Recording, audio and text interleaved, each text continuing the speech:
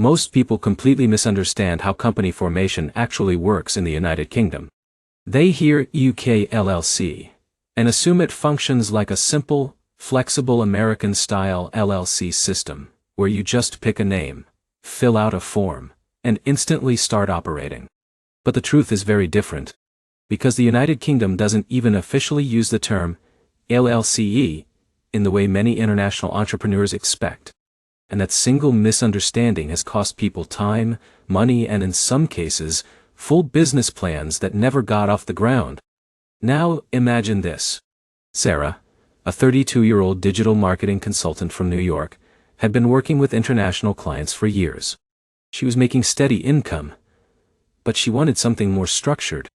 A legitimate UK-based company that could help her expand into European clients, build credibility, and simplify cross-border payments. She kept hearing people online talk about UK LLC formation, so she assumed it would be simple. She thought she would just register an LLC in the UK, the same way she would in the United States. But when she actually started researching, she hit her first shock.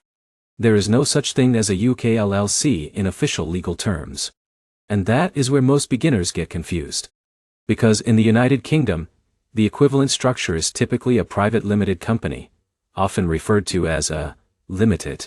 And while it serves a similar purpose to an LLC in the United States, limited liability protection, separate legal identity, business credibility, the process of formation, taxation, and compliance is very different.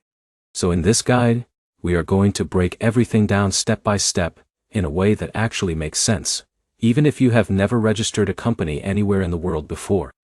By the end, you will understand exactly how UK company formation works, what a Ltd company really is, how foreigners can register one, what documents are required, and what mistakes cause delays or rejections.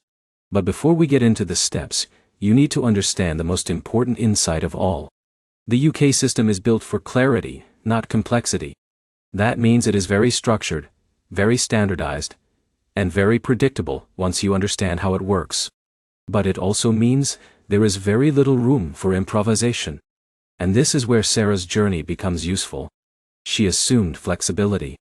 But the UK system rewards precision. So let's start from the beginning.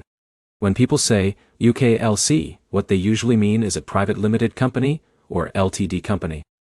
This is the most common type of business structure in the UK, and is used by everyone from freelancers and startups to large corporations. Ltd company is a separate legal entity.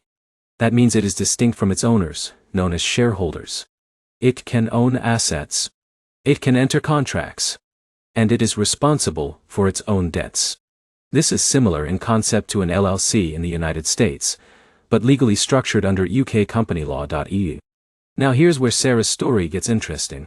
She decided to register her UK company online through the official Companies House system, which is the government agency responsible for company formation. At first, everything looks simple. Choose a company name, enter details, submit documents, but very quickly, she realized there were details she hadn't considered. Because in the UK, even small mistakes in your application can lead to rejection or delays. So let's walk through the actual process, step by step. The first step is choosing your company name. And this is more important than most people think. In the UK, company names must be unique, and not too similar to existing registered companies. They also cannot include restricted or sensitive words unless you have approval.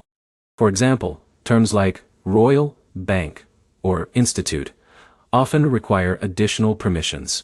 Sarah initially chose a name that was too similar to an existing marketing firm. Her application was rejected. And this is where many first-time founders get frustrated. But here's the insight. The UK system is not designed to be flexible with naming. It is designed to avoid confusion in official records. So she adjusted her name and moved forward. Now the second step is deciding your company structure. Most foreign entrepreneurs choose a private company, limited by shares. This simply means ownership is divided into shares held by shareholders, and liability is limited to the value of those shares. In Sarah's case, she was the only shareholder.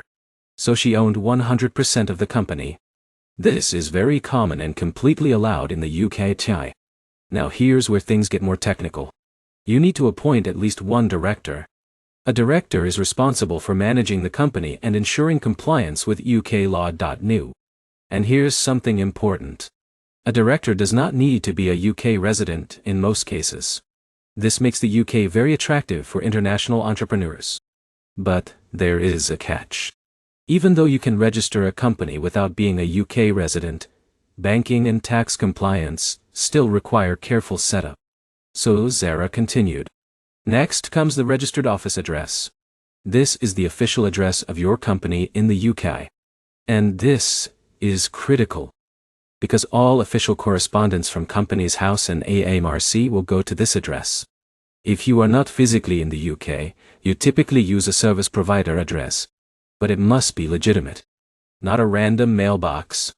This is where many people make mistakes, because using an invalid address can cause compliance issues later. Now let's pause for a moment, because this is an important shift. At this stage, Sarah thought she was almost done. But she wasn't. Because UK company formation is only the beginning, not the end. Now comes incorporation. This is the actual registration of your company with Companies House.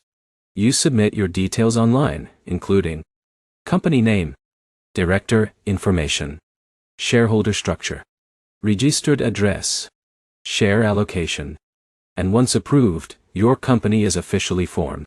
Usually within 24 hours.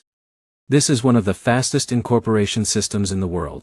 And this is where the UK surprises most people. The formation is fast. But compliance is ongoing. So Zara's company was approved quickly. She received her incorporation certificate. And suddenly, she had a UK Ltd company. But here's where things get interesting. Because now she needed a business bank account. And this is where many international founders face their biggest challenge. Opening a UK business bank account is not automatic. Banks require verification of identity, business activity, and in many cases, UK presence or proof of operations. So Zara had to prepare additional documentation. Business plan, client contracts, proof of address, identification documents. And in some cases, banks may still decline applications based on risk assessment. So she explored alternatives like fintech banking platforms, which are often more accessible for international founders. And this is an important insight. Company registration and banking are two separate systems. And both must align for your business to function properly. Now let's move to taxation. In the UK, companies must register with MRC for corporation tax after incorporation. This is mandatory. And even if your company is not actively trading, you still have reporting obligations. This is where many new entrepreneurs underestimate responsibility. Because in some countries, inactive companies are ignored. In the UK, they still require filings, annual accounts, confirmation statements, tax submissions, even if revenue is zero. So Zara realized she needed to stay organized from day one. Now let's simplify everything into a clear structure.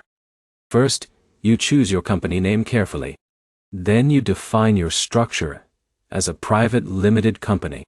Then you appoint a director and shareholders. Then, you assign a registered office address. Then you submit incorporation to Companies House. Then you register for tax with MRC.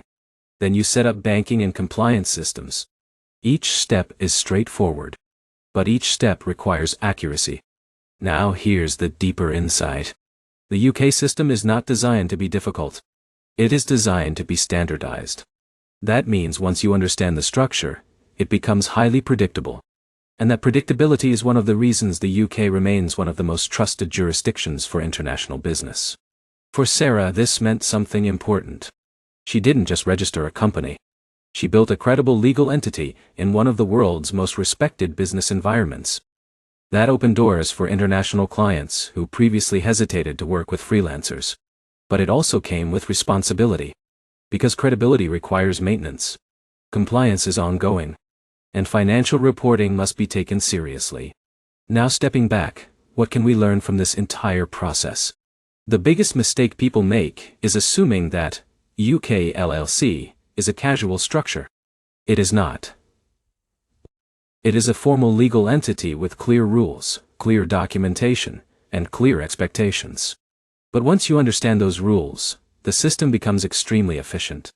And that is the real advantage. You are not navigating chaos. You are following structure. And structure, when understood, becomes power. So if you are considering forming a UK company, remember this. Don't look for shortcuts. Look for clarity. Don't assume LLC rules apply. Understand the LTD system. And don't rush incorporation without preparation. Because when done correctly, a UK private limited company can become one of the strongest foundations for international business expansion. And just like Sarah discovered, the real value is not in how fast you register. It is in how well you understand what you are building. If you found this guide helpful and want more deep breakdowns of global company formation and international business structures, make sure to subscribe to the channel.